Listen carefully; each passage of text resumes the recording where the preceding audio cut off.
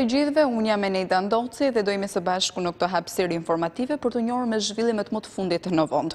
Ministria e Shëndetësisë pritet të konfirmojë sot trenin e të prekurve në rang vendi, kur dihet që dje në mbrëmje janë konfirmuar 2 raste të reja me COVID-19 në Fier dhe Elbasan. Spitali infektiv ndërkohë është zgjuar sot me mesazhe mirënjohje që mbesa e një prej pacientëve të shëruar ka gjetur për të falendëruar mjekët. Ndërkohë sot pritet të nisin edhe analizat e imunitetit për të cilat do të na flas gazetarja Angela Celibashi, e cila ndodhet pranë spitalit infektiv. Angela, mirëmëngjes. Mirëmëngjes. Ndodhem në spitalin infektiv, pikërisht në zonën ku është vendosur edhe vija ndarëse, si të thuash, me zonës së karantinës dhe pjesës tjetër të spitalit. Është përdorur gjatë gjithë kohës që në momentet e para në fakt për të shpërndarë mesazhe sensibilizuese dhe falenderuese për mjekët. Fillimisht ka qenë urdhri i infermierëve dhe më pas kanë qenë nxënësit e një gjimnazi në Pogradec, ndërsa sot janë pikërisht nipat dhe mbesat e një prej pacientëve i cili ka lënë spitalin infektiv dhe është shëruar nga COVID-19. Kanë qenë falenderime të ndryshme për mjek të ndryshëm, për doktor Pëllum Piperon, për Elda Qyrien, për gjithë stafin mjekësor i cili ka shërbyer për të shëruar dhe siç shprehet edhe në mesazhet e vendosura pikërisht në hyrje të spitalit infektiv. Faleminderit që na kthyet buzëqeshje, faleminderit që na kthyet gjyshi në shtëpi. Janë këto mesazhet të cilat janë gjetur mëngjesin e sotëm pikërisht në hyrje të spitalit infektiv, duke falenderuar kështu punën e palodhur të mjekëve dhe infermierëve dhe të gjithë stafit mjekësor në spitalin infektiv. Ndërkohë në fakt duhet të thënë që është makina e cila po kryen dezinfektimin e zonës së spitalit infektiv. Dhe siç po thosha, në fakt në spitalin infektiv ndodhen 66 pacientë të cilët janë të shtruar dhe po marrin shërbimin e nevojshëm mjekësor sa i përket COVID-19, ndërsa nga ana tjetër duhet thënë se vetëm në 24 orët e fundit fatmirësisht janë shëruar ose janë raportuar nga Ministria e Shëndetësisë edhe 15 persona të tjerë të shëruar me COVID-19, të cilët do të kalojnë edhe 14 ditë karantine pas procesit të analizës e cila u rezultoi negative me COVID-19. Ndërsa sa i përket edhe rasteve të reja, ato janë, domethënë mbrëmjen e dishme janë konfirmuar edhe 2 raste të reja në fakt në Elbasan dhe kjo në fakt pritet që edhe që të konfirmohet edhe nga Ministria e Shëndetësisë në raportimin e përditshëm të Ministrisë së Shëndetësisë në lidhje me rastet e reja dhe me shifrat e reja. Ashtu në fakt, siç e përmendët edhe ju, Instituti i Shëndetit Publik pritet që të bëjë edhe analiza të cilat do të tregojnë imunitetin e personave dhe e qytetarëve në Shqipëri për të parë se sa imun janë ndaj COVID-19. Megjithatë, ende nuk dihet se si do të kryhet kjo procedurë. Kërkohet edhe një shpjegim më i hollësishëm nga Ministria e Shëndetësisë dhe nga Instituti i Shëndetit Publik për kryerjen e këtyre analizave, të cilat do të priten më pas edhe të japin rezultatet dhe përgjigjet në lidhje me numrin e qytetarëve në Shqipëri, të cilët sipas asaj që është deklaruar deri më sot do të tregojnë që janë imun ndaj këtij virusi, ndaj COVID-19. Angela, ka patur persona të cilët janë paraqitur ditën e sotme në spitalin infektiv të dyshuar me COVID-19 apo edhe për probleme të tjera shëndetësore? Deri në këtë moment që flasim, në fakt situata në spitalin infektiv paraqitet e qetë sa i përket ambulancave apo personave të cilët mund të kenë ardhur si të dyshuar dhe të qëndrojnë në spitalin infektiv, të paktën deri në këtë moment që flasim, por duhet thënë në fakt se në spitalin infektiv numri i personave të shtruar ka rënë ndjeshëm krahasuar me javët e para të përhapjes së COVID-19 në Shqipëri. Aktualisht, siç e thash, janë 66 persona të cilët po marrin ndihmën e nevojshme mjekësore, ndërsa një pjesë tjetër ndodhen në spitalin Shefqet Ndroshi. Pra duhet thënë që numri i personave të cilët po shtrohen në spital krahasuar edhe me ditët e para apo me javët e para të përhapjes së pandemisë në spitalin infektiv ka rënë ndjeshëm numri dhe mund të themi të paktën vetëm në vetëm në 24 orët e fundit kanë qenë vetëm 3 pacientë të cilët janë shtruar në spitalin infektiv. Angela, unë të falenderoj për informacionin që përcollët drejt për së drejti këtu në Ore News, ndërkohë ne do të vijojmë me të tjera zhvillime.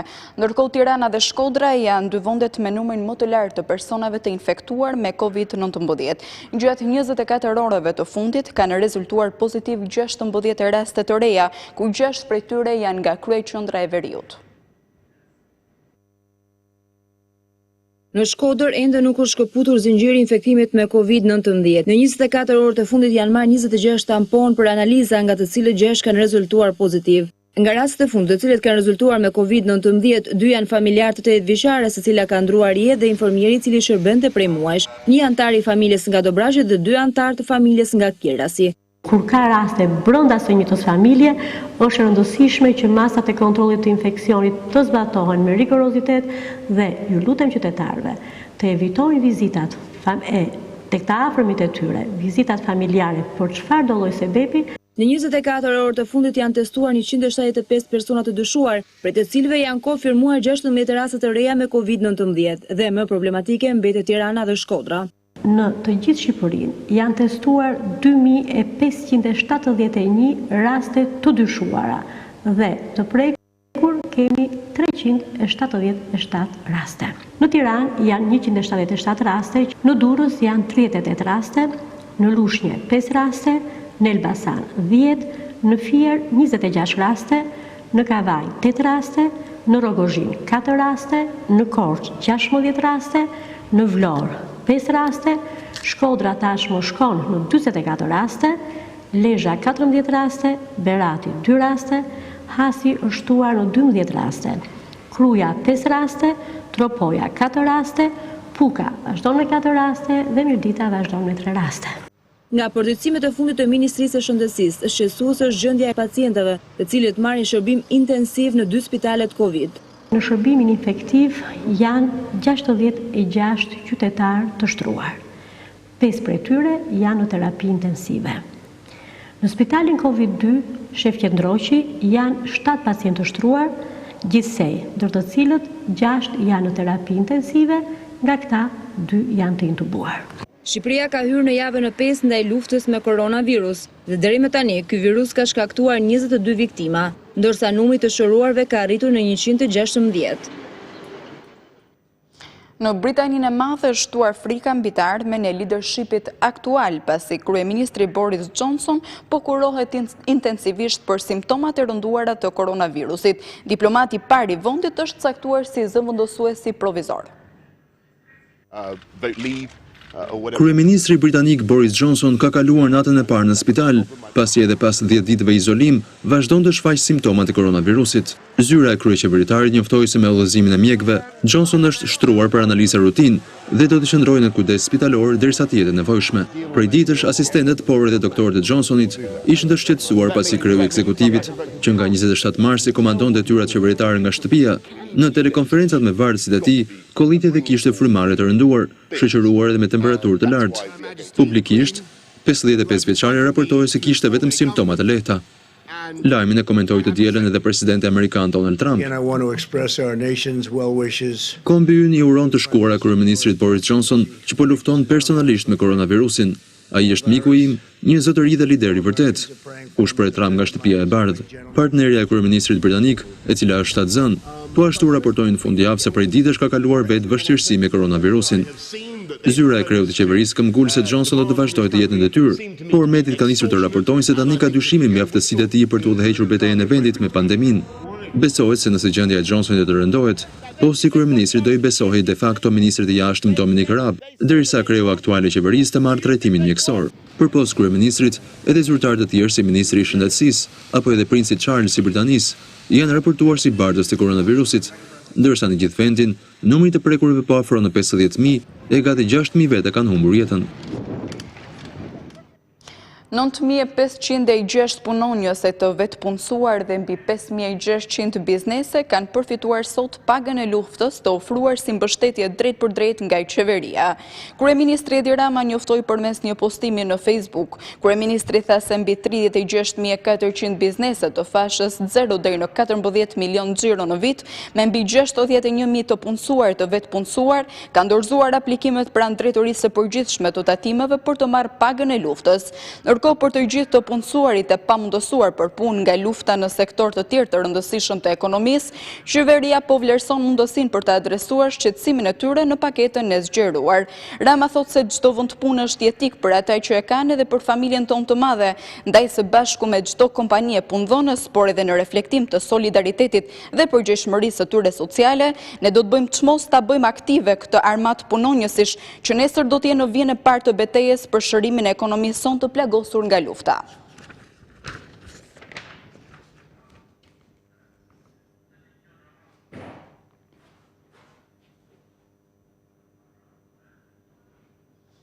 Më herët, kryeministri njoftoi se kufijt nuk do të hapen për shqiptarët e mbetur jashtë vendit, por do të lejohen të hyjnë në territorin shqiptar vetëm me kushtin që të paguajnë hotelet për 14 ditë, në të cilët do të karantinohen dhe do të ruhen me polici.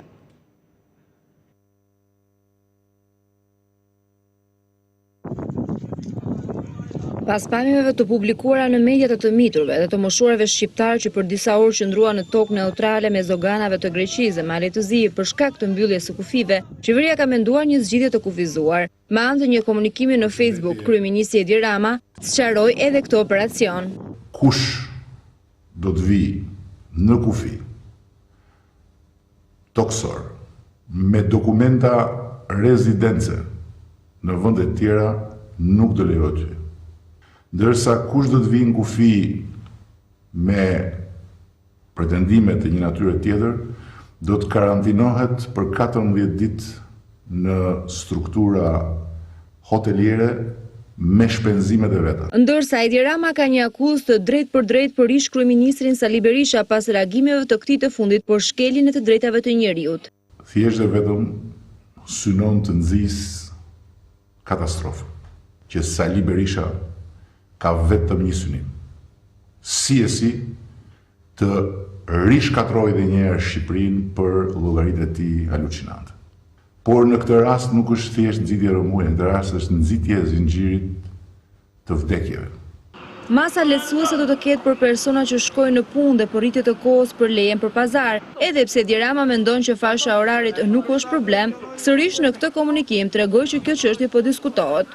Lejimin e plot të automjeteve private për punonjësit e aktiviteteve të lejuara. Ta hapim pak orarin e lëvizjes për të bërë pazar, që në 19 minuta. Kryerja me automjet privat e pazarit do të jetë e mundur. Duam që të lehtësojmë më tutje aktivitetet në njësi individuale, në dyqane, në njësi shërbimi, jo lokale, jo restorante, jo klubet, jo qartë, jo palestra. Për ata persona që Qirane kanë të vetme të ardhur, duhet të aplikojnë tek faqja e tatimeve. Deri tani kemi 100 individ. Ju lutem aplikoni tek faqja e tatimeve. Masat e marra sipas kryeministit kanë ndikuar në numrin e ulët të infektuarve, por ndryshe, sipas tij, persona që do kishin rezultuar pozitiv me COVID-19 do të ishin mbi 3000 veta dhe 286 të vdekur. Dhjetra emigrantë mbeten të bllokuar në pikat kufitare duke mos u lejuar të kthehen në shtëpi në këtë kohë të luftës me koronavirusin. Ministri i Brendshëm Sander Leshaj tha se ata që janë rezident në vendet e tjera nuk do të lejohen të futen.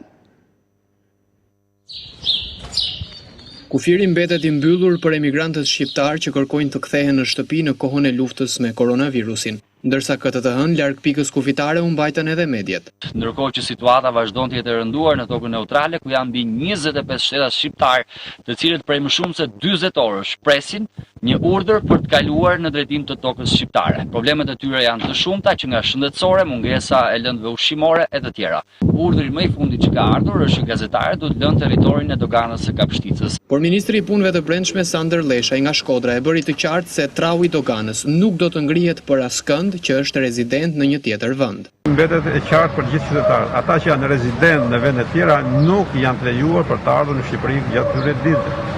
Ashtu sikur nuk lejohet asnjë shkodran të shkojnë në Tiranë apo i Tiranës të shkojnë në Korçë kështu në radhë. Mbrëmja mes së dielës dhe së hënës ndërkohë ishte e tensionuar në pikën kufitare dhe e vështirë për emigrantët, siç tregojnë edhe këto pamje. Mëshirë të fatit.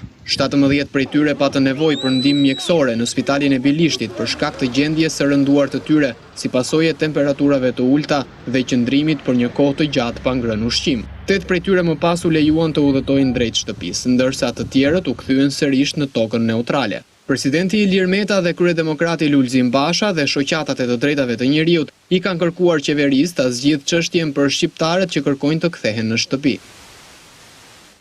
Ministri i Brendshëm Sander Leshaj e cilëson të rrezikshme situatën e krijuar nga përhapja e koronavirusit në Shkodër, ndaj përballë masave të pjesshme dhe papërgjeshmërisë së qytetarëve, paralajmëroi veprimin e policisë. Nga kryeqendra e Veriut, ai u tha shqiptarëve se nuk është koha për të ndëruar as të vdekurit dhe as për gëzima. 6 të prekur me koronavirus ju shtuan Shkodrës në 24 orët e fundit, duke bërë situatën në rang qarku kritike. Tregjet për ditë me radhë kanë qenë vatër e rrezikshme për hapjes së virusit të vdekjeprurës për shkak të dyndjes pa rregulla të blerësve dhe mungesës së masave nga autoritetet. Ndaj ministri i Brendshëm Sander Leshaj zbarkoi me policinë që në mëngjes për të inspektuar tregjet e qytetit.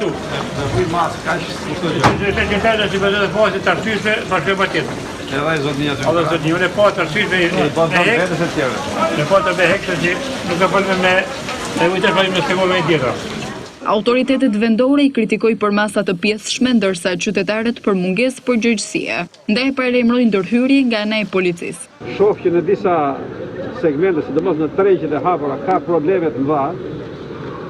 Kemi tregje që kanë më shumë shitës se sa blerës dhe ku nuk respektohen parametrat minimal të mbrojtjes. Si e Shkodrës do të veprojë atëherë dhe në atë mënyrë që kërkohet të veprojë një polici e një vendi normal. Sipas hetimit epidemiologjik të rasteve në Shkodër, rol në përhapje luajti pjesëmarrja në një varrim. Ndaj ministri përsëriti thirrjen për respektimin e masave parandaluese. Jemi në fazë kritike, jemi në moment që duhet bëjmë maksimumin.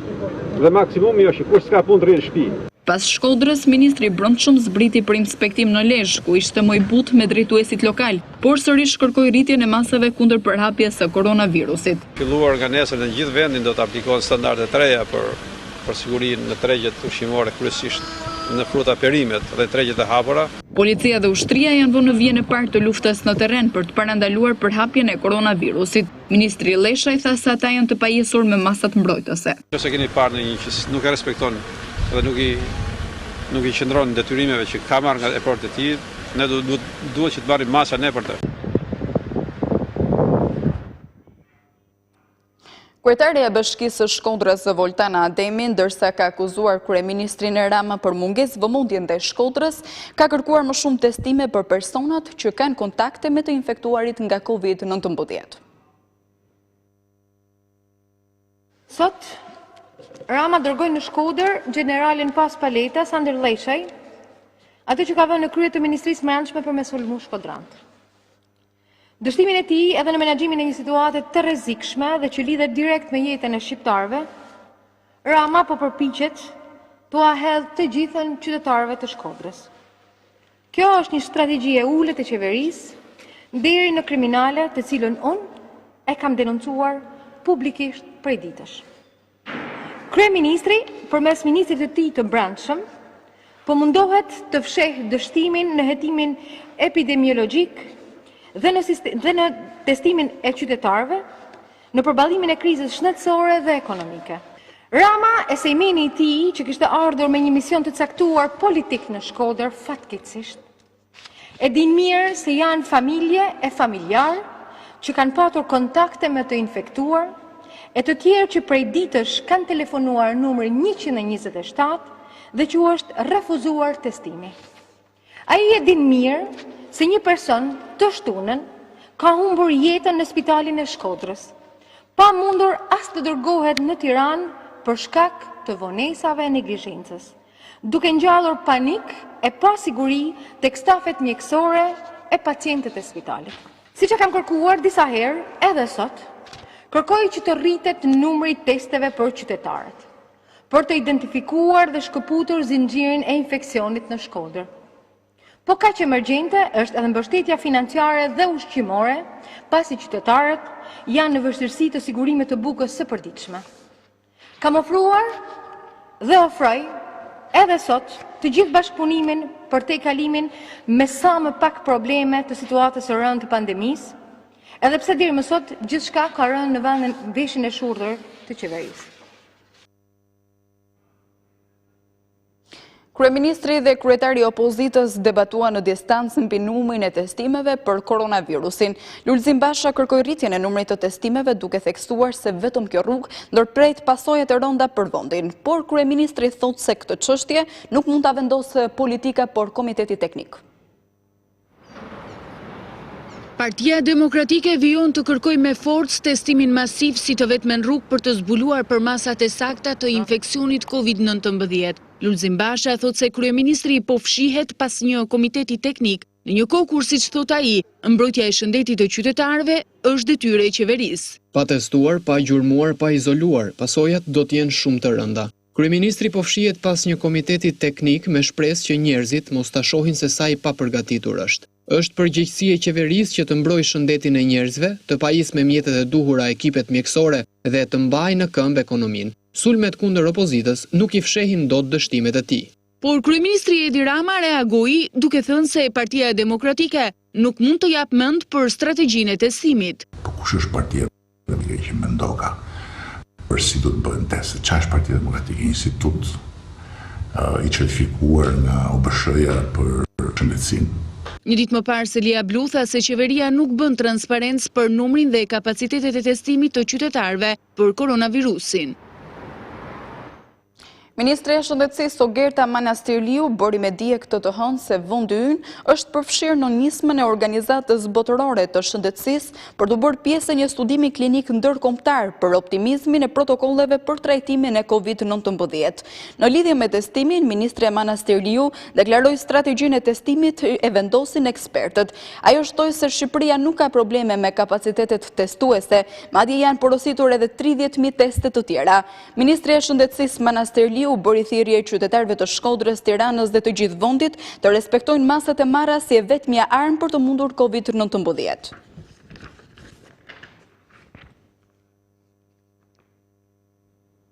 Ndërkaq, Partia Demokratike vijon me denoncimin e mungesës së transparencës për tendera që po bën qeveria për luftën anti-Covid. Ish deputeti Enkele Dalibeja i tha se qeveria po fshes sa lek u shpenzuan, si u përzgjodhen kompanitë dhe çfarë ofertash bën ata. Qeveria shqiptare ka përdorur situatën e epidemisë për të fshehur paratë që ka shpenzuar për të blerë disa pajisje mjekësore. Ministria e Shëndetësisë kësaj radhe ka klasifikuar si sekret shtetëror 4 tendera të kryer me urgjencë për blerjen e këtyre pajisjeve mjekësore. Në datën 21 mars dhe 3 prill, Ministria e Shëndetësisë ka kërkuar që me tender sekret 24 orësh të furnizohet me mjete mbrojtëse për stafet shëndetësore, të blej kite për laboratorin e QSOT-s, të trajtoj mbetjet spitalore të pacientëve me COVID-19, të blej respirator për të rritur dhe fëmijë. Edi Rama sot ka rastin të përgjigjet për disa pyetje të thjeshta. Pse nuk e lejon të bëhen transparente procedurat për 4 tenderat e Ministrisë së Shëndetësisë? Sa është vlera e tenderave të shpallur sekret dhe kush e ka paraqitur ofertën? Ku, si, pse cënohet siguria kombëtare? Transparenca për blerjen e respiratorëve, të kiteve për testim, të mjeteve mbrojtëse, për stafin shëndetësor, apo kush do të trajtojë mbetjet spitalore? Ambasadorja e Shteteve të Bashkuara të Amerikës në Tiranë, Yuri Kim, me anë të postimeve në Twitter, u ka bërë thirrje liderëve kryesor politik në vend, presidentit Meta, kryeministrit Rama dhe kreut të Partisë Demokratike Lulzim Basha, që të jenë të unifikuar në këtë kohë kundër COVID-19. Tani nuk është koha për politikë si zakonisht. Nuk mund të fitojmë luftën pa unitet dhe disiplinë nga të gjithë liderët dhe të gjithë njerëzit nga Shkodra në Sarand, shprehet ambasadorja amerikane Yuri Kim. Në mesazhin drejtuar edhe qytetarëve, ajo thotë se masat e rrepta janë duke u marrë në numër të konsiderueshëm dhe është normale që të ndjeni të lodhur, por duhet të qëndroni vigjilent. Pas këtij mesazhi, kreu i Partisë Demokratike Lulzim Basha shpreh falënderimet për Shtetet e Bashkuara të Amerikës për ndihmën kundër Covid.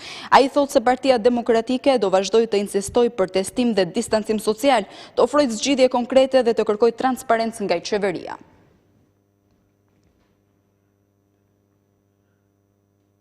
Kaq që edhe për këtë edicion informativ. Unë ju falenderoj për vëmendjen tuaj, bashkë mirë takofshim.